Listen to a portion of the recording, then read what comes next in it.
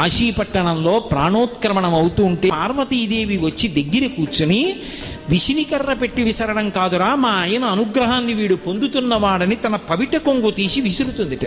ఆ డుంటి గణపతి వచ్చి వాడికి ఊపిరి అందకపోతే ఆ తొండం చివర చల్లగా ఉంటుంది, అది ముక్కు దగ్గర పెట్టి తగల్చి ఊపిరిలు ఊత్తట్ట, ఊది పీల్చు మా నాన్నగారు వస్తున్నారంటట్ట. అలాగే మహానుభావుడైనటువంటి భృంగి విభూతి పట్టుకొచ్చి ఆ ప్రాణం పోయేటటువంటి భక్తుడికి లలాటం మీద నుదిటి మీద 3 రేఖలు విభూతి రేఖలు పెడతాట భృంగి.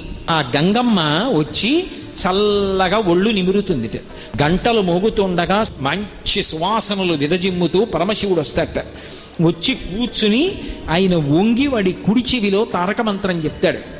ఆ తారక మంత్రం చెప్తే ఆ తారక మంత్రాన్ని వింటూ పరమశివుణ్ణి చూస్తూ ఆయన పరివారాన్ని చూస్తూ వాడు శివుడిలో ఐక్యం అయిపోతాడు.